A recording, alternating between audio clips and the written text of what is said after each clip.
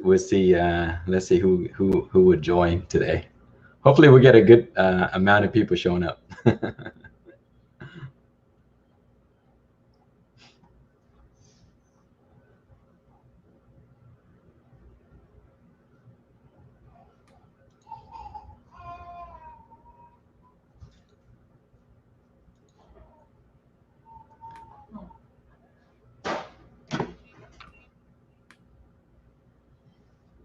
Oh, there we go.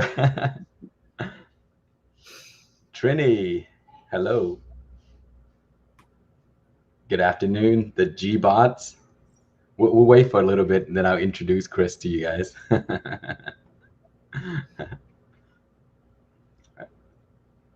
Jacob, hello, Jacob. And Dylan, good to see you all. Okay, cool. We have 36 people now, so I think we can get going. Hello, everybody. Happy Saturday. Today, I have a friend with me, Christopher. Christopher is from Norway. He also has a YouTube channel that does all kinds of really cool, interesting projects and gardening stuff. We all love Chris for his crazy indoor grow room that he's sitting in front of. So if you have any questions about indoor gardening, Chris is actually inside his grow room, and above his head in the back, you can see that huge light setup over there that I think he's testing out right now. So a great resource for indoor growing and even hydroponic, guys. So welcome, Chris. Thanks for joining us. Hey, thank you for having me. It's such a fun time chatting with you online. Yeah, and so Chris and I don't have anything planned. We just message each other and say, hey, let's go live and talk about things.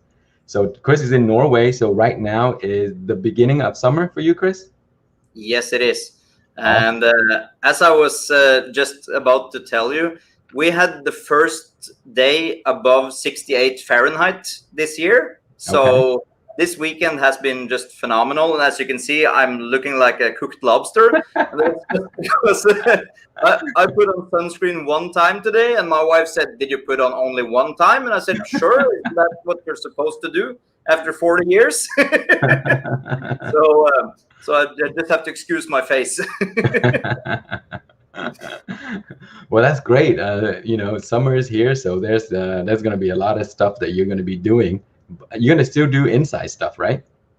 Yeah, I'm going to do a lot of inside things. And I just recently posted an image on my Instagram about strawberries that I've been growing indoors. Mm-hmm. And they are among the best strawberries I've ever tasted. So sometimes when I grow things indoors, they tend to not have as sweet of a flavor, or they might be a little bit bitter or sour. And it's sometimes the tomatoes doesn't taste just as they do outside, and the cucumbers and stuff like that. But the strawberries really looked like something that you can grow with artificial grow lights. And I'm going to try to use my big grow bed that I made, and I'm going to try to grow strawberries all winter through. So yeah, it's going to be something fun. And I also have to show my indoor pepper now. My monster pepper. Yeah, it's hydroponic, and it is growing like crazy. And I just finished, as you can see up there. This is the computer that I have to control my water outlets, so it fills my buckets. Because this pepper, it's 10 peppers in one container, and they drink a ton of water every single day. So it's constantly refilling. I hear the pumps go once an hour, just trying to backfill. So yeah, hydroponic it's just too darn fun. And yeah, you got me into growing hydroponically, and I was as always skeptical because I really love soil. But it's another thing. It's kind of just focusing on the plant and see what madness you can do with it, because that's just not possible in soil indoors, at least for me. Yeah. So Chris, hydroponic has always been a very interesting topic anytime I go live. So you're probably going to get a lot of questions, which is great. We love questions about hydroponic. and seeing what you're doing in the back, it's way more advanced than what I, really experienced with, like I don't have any computer controlling my pump or my, my water cycle and all that stuff. So basically, well, what I do is very simple, like the big tote hydroponic outside using solar power. If it's inside, I use a regular pump. I do my own manual checking and all that stuff. So with your auto fill and stuff like that, when you fill the main bucket, right? The main bucket flows to the containers. So do you pH those that often, or what do you do? Never. I don't pH when I mix nutrients. I don't do anything. The only thing I'm using the hydro grow, or what's it called? I don't know, the three components that you mix together, the red and the green and the brown series. Yeah, that kind of series. So I'm using those, and I just mix up whatever it says on the packet, and that's just that's it. Wow. Do you ever add cow mag or any calcium, magnesium to it? That's just it. Wow. So we have well water here, and it is so when I water my terracotta pots, for instance, with just the plain water, it just turns white on the outside. So there is so many minerals in the water that and in the shower that we have and everything. It's just crusting up with the minerals. So it seems like I never need to supplement anything outside the basic nutrients. So I'm lucky that way. But we have a similar but different approach to hydroponically. And the fun thing is that both my goal and your goal initially is to just do it as simple as possible, just to make it as simple as possible. And it turned out for me, when I grew small things in smaller containers, it was a lot more work managing the water change, and I had to check everything constantly because there was so little that was had to go wrong before it all went south. Right. But the way that I'm doing it, I'm just growing, way overgrowing everything. I'm growing trees in hydro, and I'm like you can see my guava tree. It's coming back now, and with those things, I really don't ever change water, because once I get my plants going to this stage, I don't need to concern about pH and everything. And I've found, especially with peppers, those are actually the hardest ones to grow in hydro, in my experience so far. That's just because over time they turn the water really bad. The roots start to make the water, I don't know if it's acid or the other, but it really turns the water bad. So when the plants are young, I really needed to change the water completely in the buckets and refill and everything. But once I get it going at this stage, I'm just backfilling, and that's enough to keep the whole system going at the constant rate. So in that way, it looks technical, but it's just something that I can go away from this setup for 14 days, and it will still be there when I get back home. And that's important when you're growing trees that you want to grow. For instance, my guava, it has been growing in water now for 3 years, I think. Wow. So it has to be, for me to be able to get it going, I really need to have it simple. So I don't need to constantly get in there and check, because then everything dies off. Yeah, really good point what you mentioned about the backfill, where you could be away for a while. Because I think last week when I was on the stream, someone asked how can they grow fruit trees, for a long period. And I didn't know. I think I pointed him to your channel. I was like, check Chris out, because he was growing a guava and a coffee tree in hydroponic. So that would be a good resource. But yeah, I think you hit it right, because fruit trees do drink a lot, and then if you always have water available, you can be away for a while, and it just take care of itself until you get back. Yeah, and the thing to know about, and I feel like so many people, when they're new to gardening, they want to go in there and make something automatic. So it's not, you can just leave it and it will just work out. And that's just not the case. So in my experience, you need to first learn to know your plants before you can use automatic watering. Because once you, at least indoors, outdoors, it's a little bit more forgiving. So that's okay. But when you're doing it indoors, you need to know what your plants really require for it to be, for you to be able to automate stuff. Because if you just start to automate stuff that you have never grown before, or you are not experienced with it, you most likely will kill your plants. So the best thing is to use watering first. So I've been using 2-3 years now to really understand how I want my system to work. And that's the only way to do it for me, to be able to say that, okay, I can really trust my system now with me being gone from it. Wow, yeah, you're right. You know, get familiar with your plants and how they react to certain things. That's for sure. Chris, there's a question for you from Arena. What kind of strawberry are you growing? Oh, let me just check. I have it right here. Maybe if you have a ripe fruit, pick one with it and and try it for us. Let's just check. Oh, wow, that is cool. So this one is actually called Strawberry Deliz. Delizz. Nice. And it looks like this. That's awesome looking strawberry. Oh yeah, you know, by the way, I label the stream Saturday. It's actually Sunday. I lost my mind. Thank you, Philip. That was great.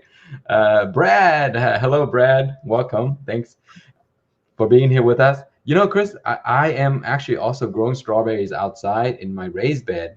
Yeah. So my problem here is I'm growing strawberry for the first time, and I got a bunch of fruits, but when I harvest it, it's kind of soft. Is it because I harvested too late?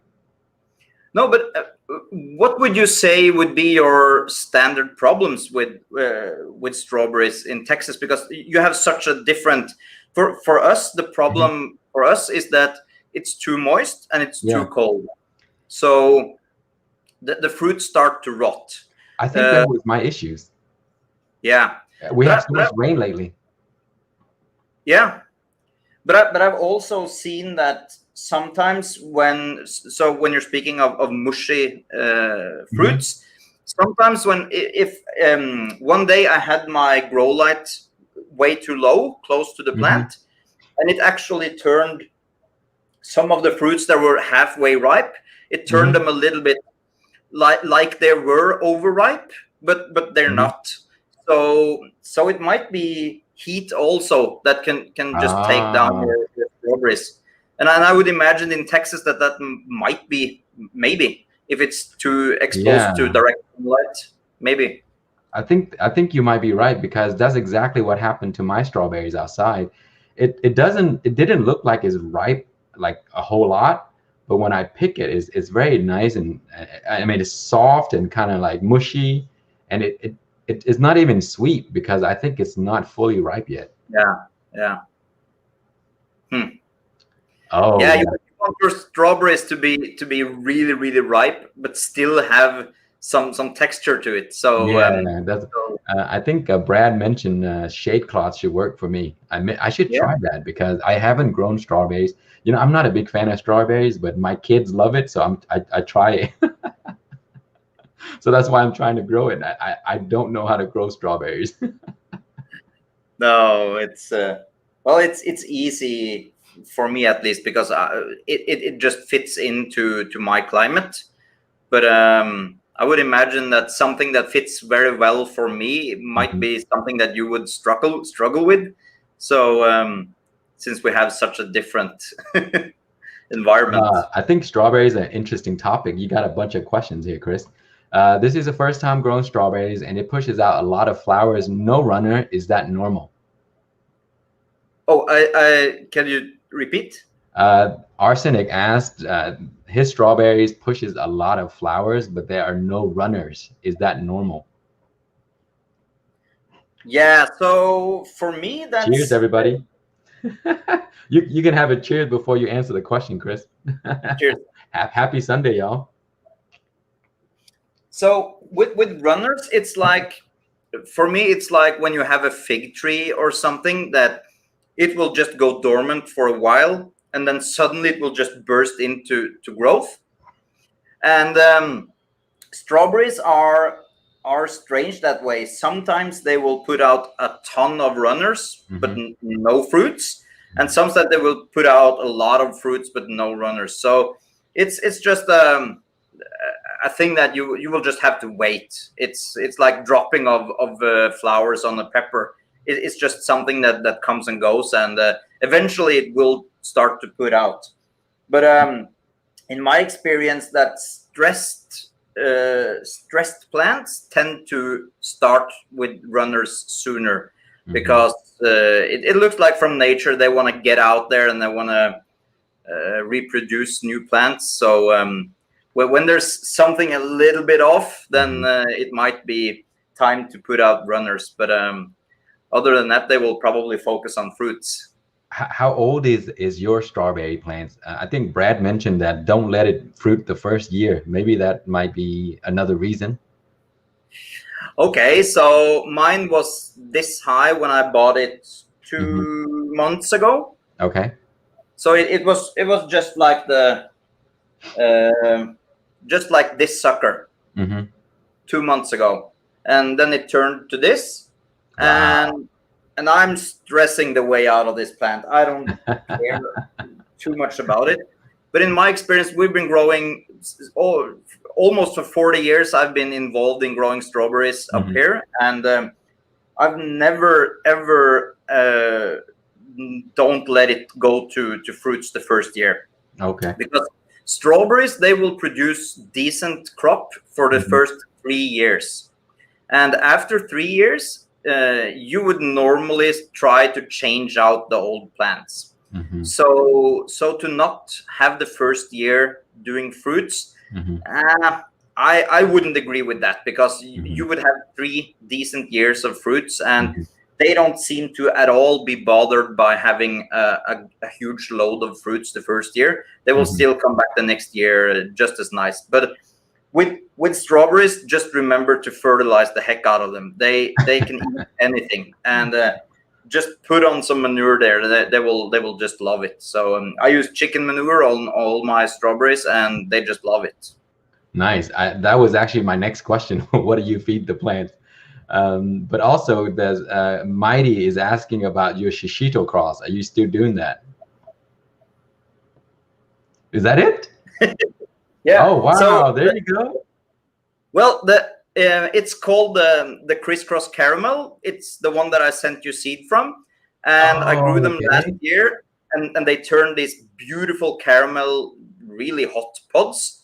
And that was F2, I think, stage. So I really wanted to see if I could get the caramel going, because I really just love that color. So what I did was I planted 10 seeds from 10 different pods, and I fused them all together in this grow. So hopefully I can just pick off one to show. Oh wow, you got pods already?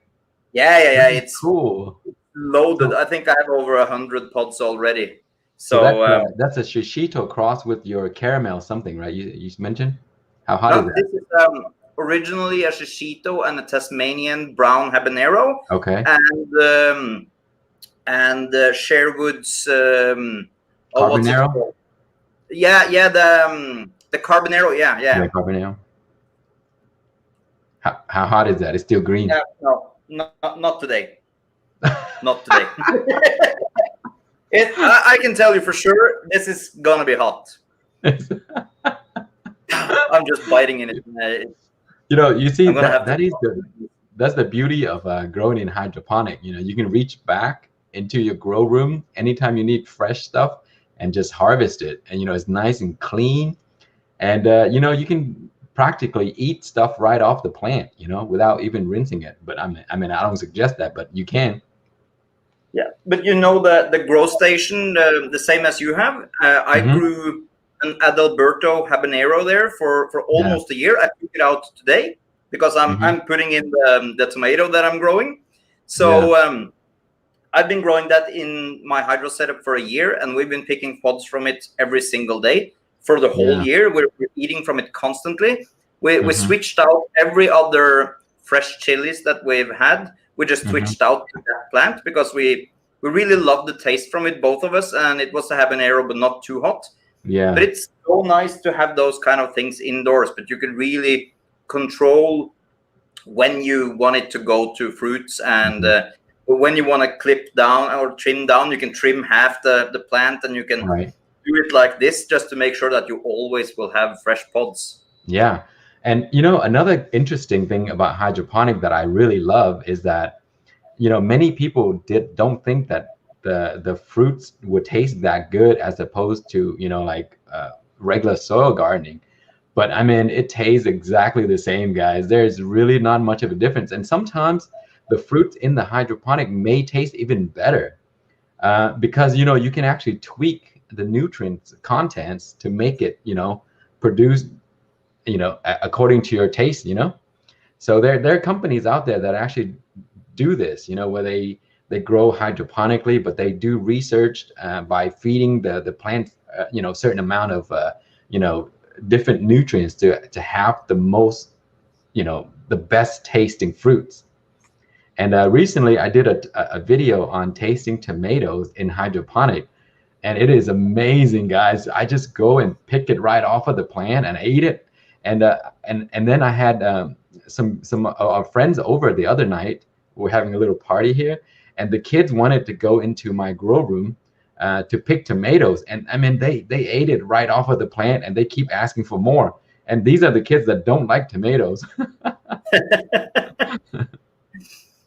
But that's the fun thing also. I have two really picky eaters in the house, and they don't want to touch anything grown. they unless it's mood, they don't want to eat it. So but what I figured is that once I get them involved in growing, they started to like cilantro, they're tasting basil, they're eating the strawberries, and I even had carrots indoors, and they just love the carrots. Just going out in wintertime picking carrots, it's just so just get the kids involved, and it's so much more fun for them to be involved. And it's the same for me. It's more fun to eat something that you have grown and worked on yourself. So it's the same with kids, I think. You have another question, Chris. Are the shishito crosses yielding more seeds? I would say like a regular decent habanero with not too much heat. So it's decently seeded. That's cool. I'm actually growing 3 of those plants. The crisscross. I have 3 plants right now. Oh, are they haven't set pods yet? No, they're actually like probably like 2 inches tall. I'm so looking forward to crossing my fingers that you will get the caramel version, because they are so beautiful. They start out green, but they turn like the mustard caramel color really fast, and then they go like that forever. And once they finally ripen up, it looks really just like a light caramel color. So very nice, cool. I just love that. I think I wanted to grow 3 plants because you said they're still very early in the stages. Yeah. So I have to grow more than one. That way I can pick the best looking one and maybe send it back to you, or maybe grow it again the next season.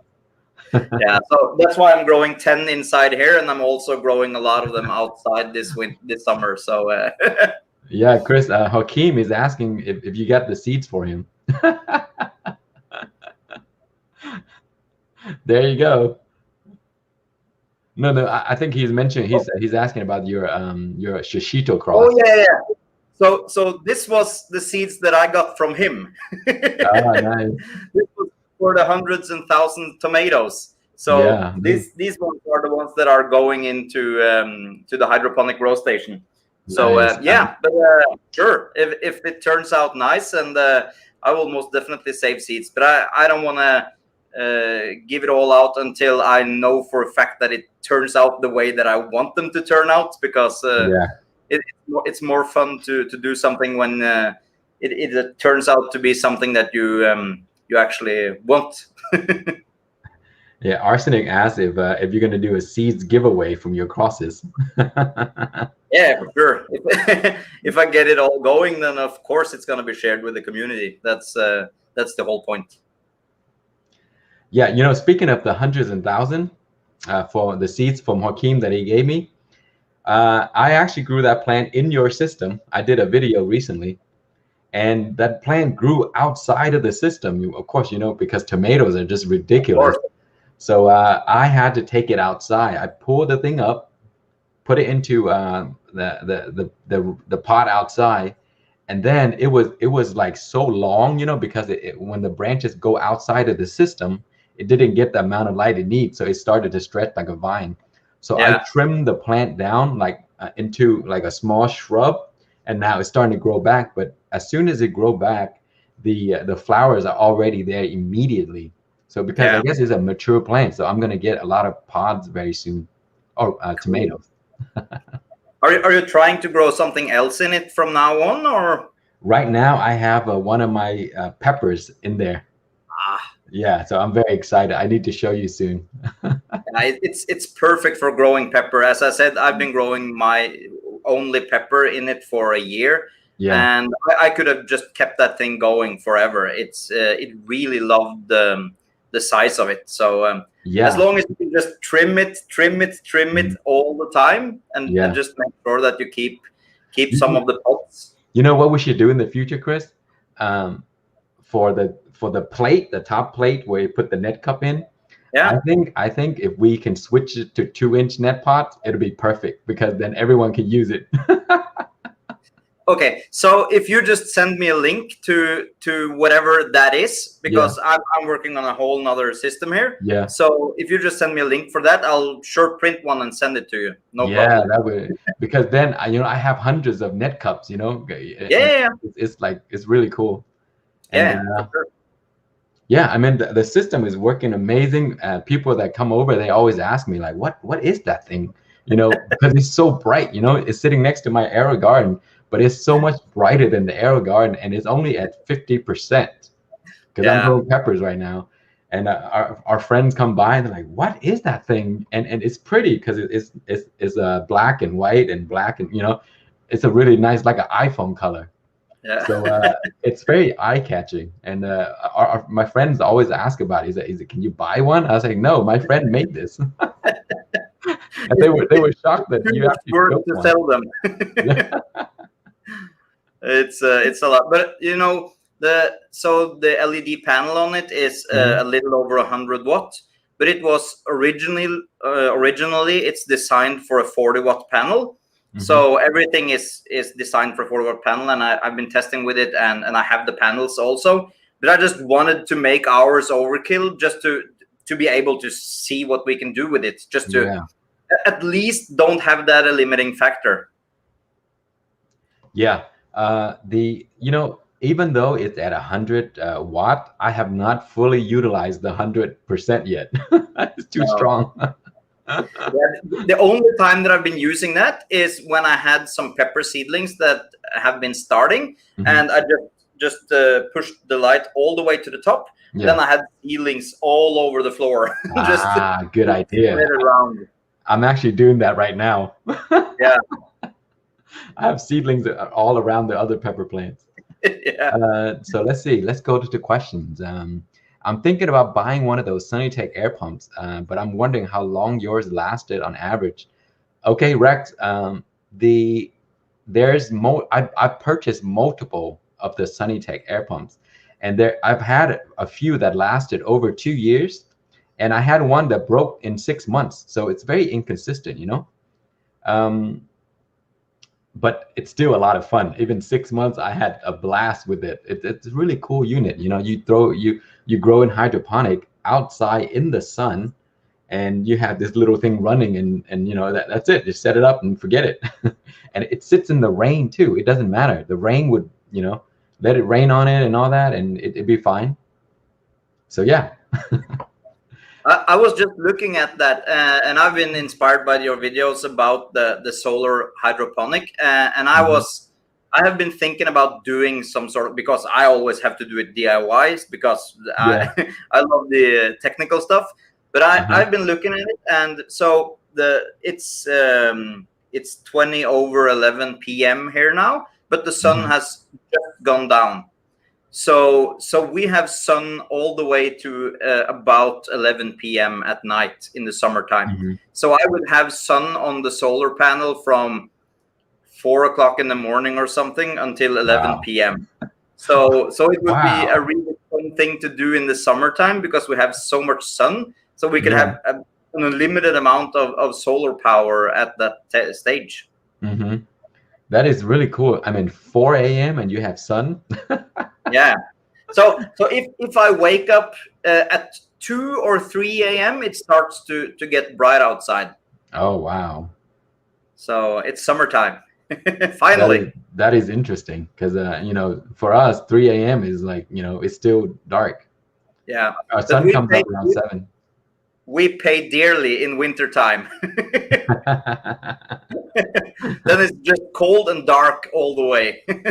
Well, you know, speaking of your solar DIY, I can't wait to see it. Yeah, but it would be such a fun thing to do. I'm in love with solar technology, and I've been using that for my IoT devices for many years. And I just never got around to using it in the garden.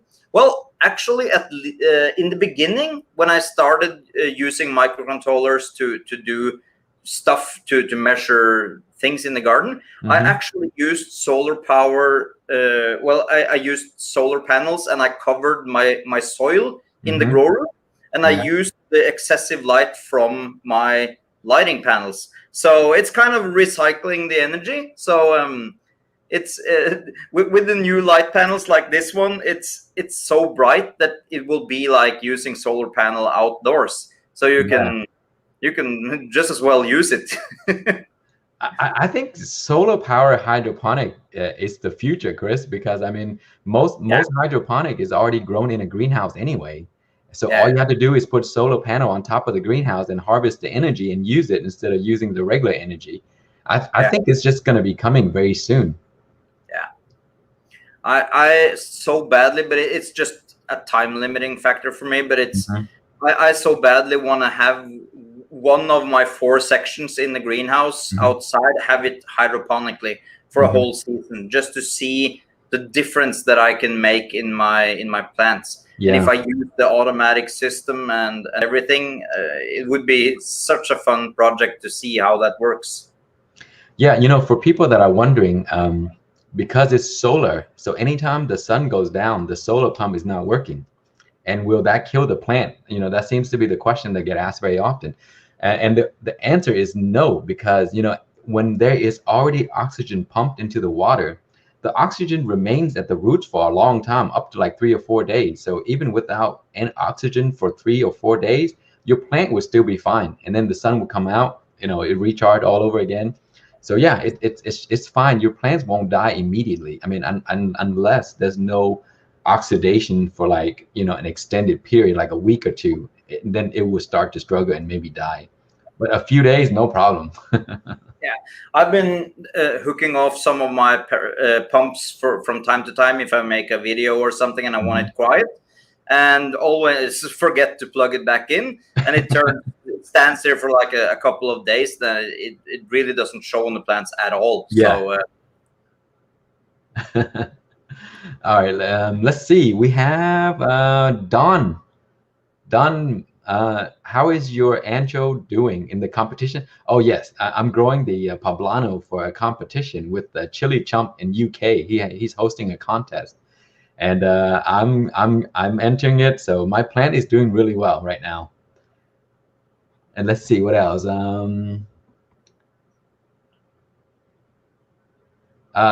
Chris, Irina asked if you could do a video on strawberry. Yeah, I probably could. I did one for national television. I think it was last year, because the hype of doing gardening with the whole situation that we're all in, everybody wanted to grow stuff from their own. So they actually contacted me and wanted me to do kind of like a tutorial video with them to talk about strawberries. But yeah, I should do it, because I've been growing it for so many years, and they almost always turn out sweet and delicious. So I probably have a couple of things that I could put in there. So yeah, maybe if I get around to it. That's awesome. Yaya, hello. Welcome, my friend. So, strawberry is always interesting. When I like to watch videos of strawberries, but as far as experience in growing it, my first year, and I failed already. I get mushy strawberries, but the plant looked really healthy. So I think it could be because too much sun and too much water, because we've been having a lot of rain lately. I mean, and we're gonna get rain for the next 2 weeks. So it's like almost this entire month, all it did was just rain. So my outdoor hydroponic system is just struggling like crazy. All of my nutrients is probably diluted, and the plants are still doing great. Hydroponic plants are just really tough, guys. And they're used to the water, so they don't get affected as much from that kind of thing. But I have a question for you, Kang, if I can shoot in. I just this weekend got a plant called Vietnamese coriander. Yes. Okay. So it has those leaves. It almost looks more like a basil plant, and it has some purple lining on the leaves. And so I wanted to ask you if that's something you have grown or have experience with. Yeah, we grow that plants all the time. My parents, I mean, it grows like a weed later. They love a lot of water.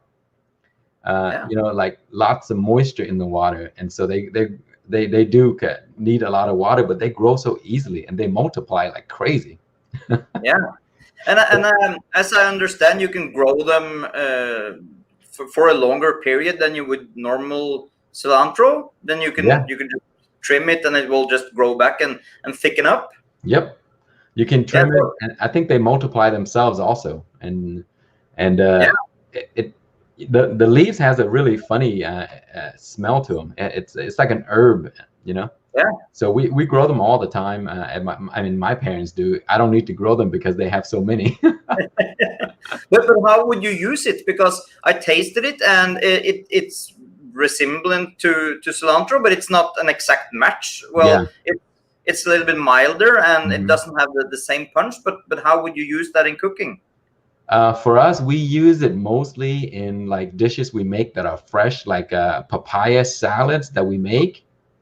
And so they'll slice those up and add it to papaya salad, and then you have like a certain type of sauce that you pour over the top. So usually they use it fresh. It's a fresh kind of herb to use. You don't cook those because when you cook it, they become very mushy and the flavor kind of dissipate. Yeah. So normally over salad stuff, papaya salads, and all these other salad stuff, you just shred it up and add a few bits here and there. Not too much because it could overpower the whole dish. Yeah, cool. Yeah, I've never grown it before, so I just saw it at the garden center. So I thought I needed to pick one up and check it out. They're readily available at all of the Asian grocery stores. You can buy them by the bundle for like $1. So they're really easy to get here. So I never bother growing them. But for you guys, because of the cold climate, you don't get these. So yeah, I think it's rare up there, and if you can grow it, it'd be interesting. Yeah, I wanted to bring one indoors. Do you think it's easy to take clippings from it? Yes, you can root it. It's really easy. I think they might grow really well in hydroponic also. Yeah. Maybe you should try it. Yeah. Awesome. Let's see. Do you know that elephant ear taro variety is used as an edible? Yes, we do. Elephant ear is one of the most popular plant in our country. They're very easy to grow. They grow massive, and the leaves look like an umbrella. And yeah, we eat those, like in soups and stuff like that. You eat the stems. I hope you're talking about the Vietnamese elephant ear. We don't use the root. It's grown for the stems. And I actually have a few plants right now growing in the back. These things, they grow massive, and they multiply also. And in winter time they'll die, but the roots will not die. They'll grow right back the next year, so they can withstand a frost. Even the crazy February frost that we had for like a whole week, that dropped down to 0 degrees. Yeah, they still live just fine. Yeah, those are really cool plants. They're easy to grow. They don't have a lot of pests, and they're perennial. They come back year after year after year. Is it those plants that look like they have those almost heart-shaped leaves? Yes, yes. Yeah, and they grow super tall. Wow. Looks almost like my monstera, but not exactly the same. But it just, yeah. Right. Yeah, those leaves. Those are edible. The leaves repel water. When you pour water, it drips right off. Yeah. Cool. So, it's so much fun when you see those in the garden center. You see those cute small things. Yeah. But when you look it up online, you see those giant trees almost. Yeah. with leaves bigger than people. Yeah, they grow massive, and they'll take over the garden very quickly. So you got to put it. You can, some people grow them as ornamental, and like in their landscape. Yeah. So the edible, the shoots, the stems usually, they're really nice. And I mean, I think every Vietnamese family grow a plant of these. Cool. Hang, our friend Hang is here. Chris, Hang is Doodah girl. She is into a lot of the Asian herbs and stuff like that, so she knows all about those plants that we use. And yeah, she's right. Vietnamese eat a lot of herbs. I mean, a lot of herbs, a lot of vegetable also. So it's like every meal that you have prepared, there's always going to be some kind of green or some kind of herbs on the table. Yeah, I've always been so envious of the types of cuisines in the Vietnamese cooking and Thai cooking and everything. Yeah. And when I compare it to ours, we are like the bread and potato kind of people. We start every day. We start with bread with some sort of meat on top of it and everything. And I always just wanted to switch over to something where you use something with greens in the breakfast. It just sounds so weird. Yeah. To just have like a soup or something. Oh, it's just, there's so many exciting things in and as when you're talking about the different herbs and stuff like that, and there is so many varieties that for me at least has been so remote that I've never been experienced with those kind of flavors, and it's just so fun to just enjoy those type of plants. And I always want to try to, the most exciting things that I get is when I pick up my mail and there's something strange from another place where there's some spices or something that I've never even tasted. It's those things that are really, really fun because there's so much out there. Yeah, there are. I think like herbs and just vegetable, like every country has their own unique kind, and it's interesting to know. So one year I was growing this type of spinach plant. I forgot where it's from. It's from somewhere in Europe, and it's really different from what I've seen before. And it's a spinach plant. They call it is it Holland spinach or something? I forgot. But yeah, I grew that one year just to see what it looks like. Yeah, I grew a lot of Japanese type of greens because I really like them. I like the Mizuna and stuff like that you also grow. Yeah. I grow the purple kind too. They're so pretty. You know, the green and the Yeah. purple right next to each other. They look really cool, and they taste great too. I love those, and luckily for me, my wife also has the same taste. Mhm. So we enjoy those kind of things. We love the bok choy and with tat Mhm. soy and arugula and everything that has more to it than just the bland flavors of a salad. We Yeah, just want something that provides taste to the dish, yeah, yeah, and that's so many of those things that you are talking about has that kind of property. So yeah, we also love to grow these, and they're so much fun to grow indoors. I did grow the Mizuna, and it yeah. just took off here. So we were eating Mizuna every single day, and we were never able to eat it all the way down. And I eat a lot when I get around to Yeah. it.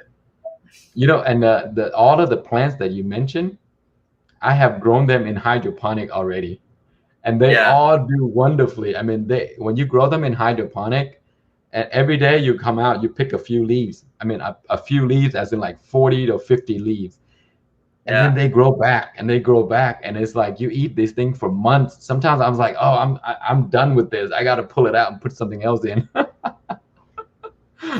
Yeah, Yeah, so hydroponic is a great way to enjoy these greens, even in the wintertime where you can't grow them outside, where yeah. everything's frozen over. And they don't require too much light, and Right. they enjoy cooler temperatures, so Hmm. it's perfect for indoor growing. Yeah. And so arugula and everything, I've always the nice thing about arugula for me is that they grow really well in cold weather Hmm. and decent in a warm room like this is, because this is artificially warmer because I have Hmm. so many tropical things. But the only thing that I've been having a devilish time with growing okay indoors is spinach. It just doesn't want to grow here. Hmm. It bolts right away. It's just probably too hot. I think they Yeah, don't it want is. to keep it that hot. Yeah, spinach is very picky when it comes to temperature. Yeah, I try to grow some in my hydroponic system in the summer, and again, same thing as you said, they take forever to grow, and then they bolt it right away. But yeah, I grew some in the winter time, and even when there's snow and stuff, like we get very little snow sometimes, even the ice. I mean, you can see like a whole plant covered with snow or ice, and it looks green as it is. You know, nothing happened to it. And then when the ice melted, the plant comes back exactly looking the same, like nothing yeah, affected. I mean, so it is a really truly a winter plant, you know. So there's no way to grow it in the summer. I mean, I think there are varieties that you can, but the regular spinach that I like to grow, they require the really cooler conditions. yeah. I can grow when we grow spinach. We need to grow it in summertime outside here, and it grows really well outside here. So, but it's as you said, you need to have it in a. They at least need cold temperatures at night. I've found. So Okay. as long as it's cooled at night, they don't really mind too much the heat in the daytime. So as long as they can dip down and just kind of reset every single day, then Hmm. it seems to be working nice for them. Okay. Oh, Aaron said there's a Middle Eastern type of spinach that would do it great in warmer climates. Oh, you know, Cool. the spinach I was talking to you about was the New Zealand spinach. Ah, And I actually grew that in the summertime, and it did just fine. It grew really well. yeah, So yeah, Middle Eastern spinach. Maybe we should look that up. yeah, cool. But I just love spinach. I just love the taste from it. And it's so versatile. You can use it with anything. So it's fun to have more options with it. Hank said there's a channel that mentioned water spinach, which is the morning glory. Grown in hydroponics don't taste as good as the one that grown in normal medium. I think they may be right. There's certain plants that are like mostly water, which is the water spinach, are like mostly composed. I mean, consist of water really. So I'm not sure. Maybe I should try that for myself to see if they taste the same. Yeah, and we still have wasabi on the bucket list. That's Yeah, also one that would be fun to see if you can grow hydroponically. we're gonna have to create like a artificial river stream, Yeah, to get water flow and cool conditions. It has to be really cool. no problem. I got it all. You got it. Chris, if you ever successfully grow wasabi in Norway, I think that might be the new thing that you can publish in a paper.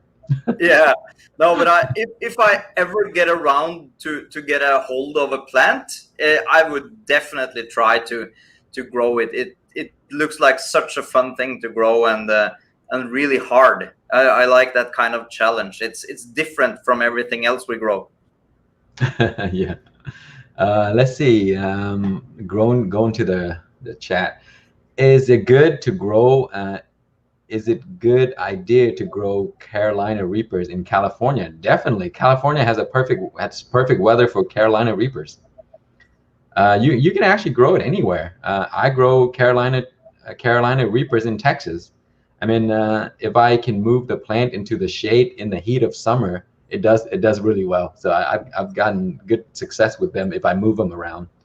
Let's see here. Can I propagate the top parts of a pepper plant? Yes, you can. I've done it, but the propagation for peppers, you get better success if you have a branch that has sort of like an older branch. The top piece is very young, and it will work sometimes. I mean, I've done it; it worked, and many people have done it too, and it will work. But the success rate is not as high as if you're propagating a branch that is semi-older. Let's see, Eric King. I finally grew a chocolate douglas and my red Carolina Reaper. They're hot straight from the air. Yes, they're very hot. Sometimes plant grown in hydroponic are hotter than grown in soil. And I have tried this multiple times, and it is very hot. So, Case in point. yeah, there you go. Yeah, so sometimes plants pepper plants in hydroponic can taste as hot or even hotter than the counterparts grown in, the traditional way. Isn't there a California Reaper? Yes, there is a California Reaper, and I'm actually growing it right now. I think the California Reaper is a cross between a Reaper and a Jay's Peach Gold Scorpion, which is my favorite variety, and I am so excited to have them this year. So you will see them in my updates very soon. Carolina Reaper crossed with the Jay's Peach Gold, and they call it the California Reaper. And surprisingly, it turns out yellow. So normally the dominant trait is red, right? So usually it turns red, but this one it's kind of like a semi-yellow, orange kind of color. So it's very cool. Sounds delicious. Yeah, Chris. I'll show you this summer, and if you're interested, I'll send you seeds. It's a very nice variety, and it tastes great too. Looks very pretty. I love almost all the time. I prefer the yellow pods. I just find there's more tropical taste to them. I feel. Yeah. So yeah, I just love those. I agree. I do like the yellow pods over the red one a lot of the times as well. Yeah, you sent me some seeds for a Trinidad Maruga. I think it was yellow, and it was just huge bells of pods. Yeah. They were really nice, and they made some really nice powder also. Right. Rex, I grow red Malabar spinach. I love it loves Texas heat. Yes, Malabar spinach is another one that grows well in the summertime. And I actually have the green variety, the one that climbs. And last year I didn't harvest the seeds and I didn't cut the plant down. And it has thousands and thousands of seeds, and it dropped during the wintertime. So now my whole yard is full of Malabar spinach little babies right now. I mean, I'm talking about hundreds and hundreds of little baby Malabar spinach growing everywhere. They're really cool. I just have one plant that I have the same problem with in my greenhouse. So there's one plant that always, all the time, leaves seedlings in springtime all around the greenhouse. And that's probably because in the wintertime, when it's cold, the mice get into the greenhouse, they dig tunnels, Yeah. and then they eat on the fruits that have been dropping in the summer, and they Mhm. spread them all around the greenhouse. Ah, So, and that's your fault also, the because ground cherries. it's the ground cherries. They- I never ever have to plant another seed for ground Yeah. cherry. So what I did today was just I just moved the seedling, and that's what I'm sticking with this summer. So Same with me, Chris. I have ground cherries all over the yards right now. And what I normally do is I'll go to the yard and I'll pull a plant up and I put it into my raised bed, and that's how I plant the ground yeah, cherries yeah. every year for the last 4 years, I think. But it's so much fun that this year I'm going to try to grow it outside only and not in the greenhouse, because I just want to see if it's possible to grow that plant outside here, because every Yeah, single year that plant is the first one to bear fruit from everything yeah. that I have in the greenhouse. Mhm. It's the last one to give up, and it just seems like the plant is handling everything. So Yeah. so I just want to see if I can really stretch it with growing it outside here, and see if I can get some decent fruits from it. Yeah, I mean, I think you should because those things are so delicious, guys. I mean, Yeah, they taste like yeah. I usually put them in the bowl and I just yeah, it, they taste like pineapples and mangoes, really sweet. And I yeah. heard that they're a type of superfruits, like superfood. They're really Oh, healthy. yeah. Well, that's just a bonus. I'd eat it anyway. Yeah, let's see. Hang. Why won't my lemon starburst produce pods? It keeps dropping flower even though the plants look super healthy, strong, and green. And the reason for that is because you probably have a high concentration of nitrogen fertilizer in your soil. What that does is nitrogen boosts the growth. It makes your plant super green, but it promotes growth only. And so the plants will keep growing and growing, produce beautiful large green leaves, and all the flowers would drop because it is still focusing on growth. Um, Reduce the fertilizing, just stop fertilizing it, and eventually it'll get to the point where it kind of level out, and it gets big enough and it will produce. But I'm just curious, how is that working for you when you get the really warm temperatures in the middle of the summer? Does it drop fruits at that time, or Um, flowers? yes, Yeah, it many of the super hots that are really sensitive to heat, what they do is in the heat of like 95 and above degrees Fahrenheit, even in the 90s, they will just drop flowers. Sometimes they will have one or two fruits stick, and yeah, I suggest pulling them off. Don't let them stick, because what happened is they'll kind of like hang on to the plant, and you only get one fruit. If you pick that fruit off, it'll keep that cycle going, and then once the weather get to a stable condition for the plant, it'll actually put down a second production, so the second set of fruit production, and then that will go on to the towards the winter time where the fall, and then you get the large harvest then. uh, that happens because my season is long. Some people can't do that, so you just have to time it out, but it does. There's a lot of heat stress, and the plants would drop a lot of flowers. and that's the scary thing when you're growing like I do in a greenhouse Mhm. outside, and you have a really short season, and Mhm. you really need to be careful about those days when you forget to ventilate or something Yeah. like that. That's why I automate all my venting, because it only takes one day of excessive heat, and then you Mhm. will lose like 14 days or something from your Yeah. plants. Yeah. So Yeah. heat is not a good thing. When I started growing with greenhouses here, I Mhm. thought that, well, as long as you can keep it as warm as possible, it's the best. But that's not the case. If you can just keep it steady in the middle for Mhm. like your 80 degrees or something like that, Mhm. then it seems like that's like the perfect spot where you can keep everything growing. Yeah. Yeah. You're right. 80, 75 to 80 degrees are like perfect for peppers. They would Yeah. produce like crazy at that temperature. Yeah. Let's see, Joseph Kane. A couple of my J's peach ghost scorpion has spikes on them. Any idea why? That's normal. Some of the J's peach scorpion, because it's crossed with the scorpions, they do have a little spikes here and there on them, and it's actually a bonus because it makes the pepper looks more mean. So yeah, those are normal. It's just the traits of the scorpion. So yeah, I guess you have good looking parts if you have those spikes. Oh, I just realized that I have a commercial. So The HLG. Yeah, yeah, HLG. outside. Yeah, it's the HLG, and I was just outside digging dirt today, so I thought I'd just put on some merch that they sent me. But it wasn't supposed to be here. It looks like a commercial when I have the grow light also. Yeah, but I actually do like the HLG product. They make really good quality product there.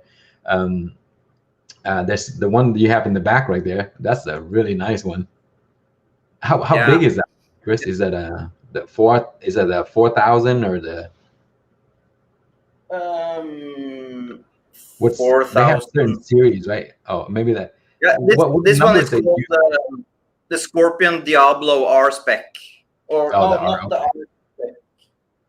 It's something. It's 650 watt, I think, Okay. and it has 6 panels of light. It's their flagship lighting, and I'm gonna do a video about it, but I just wanted to really test it first. So I've been using it for a couple of months now, and it is just the best product that's available out there in a decent price range. It's very expensive, but it's you get what you pay for, and it's. I have been using HLG for many years before they shipped something to me, so I know from experience that I really enjoy that company and the product that they use. So I was really excited to test that one, and I have the same one in red, which is the R spec version.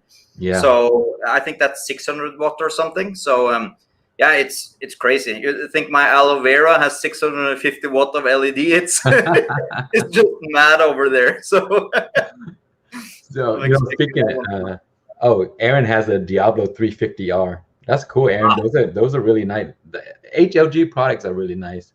But anyway, speaking of the aloe vera that you're talking about, I just my aloe plant put out babies every year. So every season I get around 20 little pups. I gotta divide them. I gotta find places to put them and try and find people to give them to, because I have so many. And then as soon as I pick those babies, a few months later they put more babies out. So I'm having like all these pups all over the place. Aloe vera is a really cool plant, and I love growing them.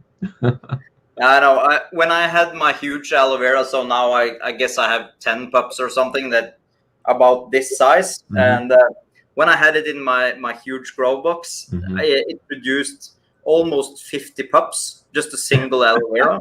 So I was just feeding it to the cows outside. It was just massive amounts of aloe vera, and there was no way. I tried to give it away to everybody I know, but at one point when the huge black bags of aloe vera had walked through the door, it was one point I just had to throw it on the field back here. Yeah, same as me. That's the beauty of grown aloe. I mean, they're really easy, except sometimes people over take care of them, and aloe vera like to be neglected. Just leave them alone. Don't take care of them. They love the sun, of course. So I put mine in full sun because it's been in full sun for a long time. But in the wintertime, I have to take them inside. And when you take them inside, the aloe vera slowly start to get adjusted to the inside conditions. So if it stays inside for like 3 to 4 months, then you have to take it outside again when the weather is warm. And when you do that, it's like peppers. You have to get them acclimated, or else it'll burn right away. You ever have that issue? Yeah, Kimberlin, crazy Kimberlin is gay. Well, when I moved my aloe vera from just 100 watt, I had it in the corner there, and it was under 100 watt LED panel, and I moved it under the 650 watt panel or the 600 watt panel.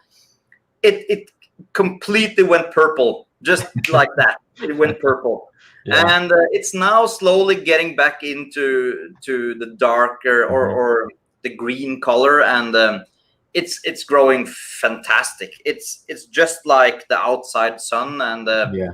the aloe vera. It's such a forgiving plant. If you, Yeah. as you say, if you just don't care too much about it, the worst thing that can happen is that some leaves might shrivel up.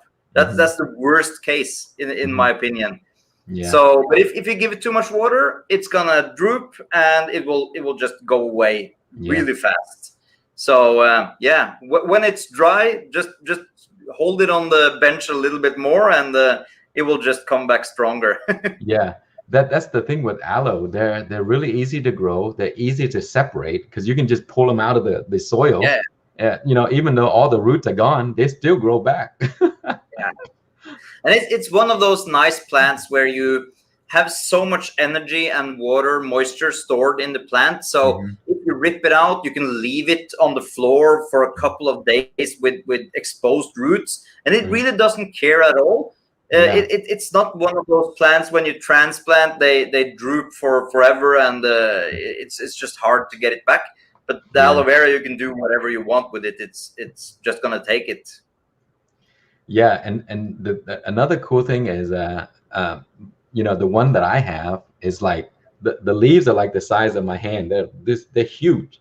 So you know, every now and then I would visit my mom, and I would cut like, you know, 5 or 6 leaves, and I mean they weigh like a few pounds each. It's heavy, you know, and I'll cut her a whole bunch of leaves, and she makes desserts and stuff with them. So it's you know, you can make like really refreshing drinks with aloe, and you can make desserts with aloe. You can do all kinds of stuff with aloe. So, you know, sometimes when you visit like the Asian grocery stores, you will see a whole bunch of different types of drinks that are made from aloe gel. So they have a lot of uses. You know, of course, you can use it on burn. Chris, like my wife is in the chat. Awesome. You know, she never comes to my stream, but Brittany's her. She's here today. So I have to be careful what I said about her. I need to come over and visit sometime. Yeah, definitely. I'm gonna take you to eat all these Asian foods and maybe feed you aloe gel. Oh, I just love that. When I go to San Francisco and everything, I just love going through Chinatown and just watching all those kind of things that I never seen before, and it's so much fun. You're lucky to be able to have all of those things accessible. Yeah, Houston is if you love Chinatown in San Francisco, you got to visit Chinatown in Houston. They're very similar in the way they're laid out. You know, all the stores are just down the same street. Yeah. But the amazing thing is the prices here are just is so cheap. Yeah. So Houston is just amazing. I mean, it's just cheap food. You know, of course, housing is much cheaper than San Francisco. Lots of people, very diverse. You know, everything is great.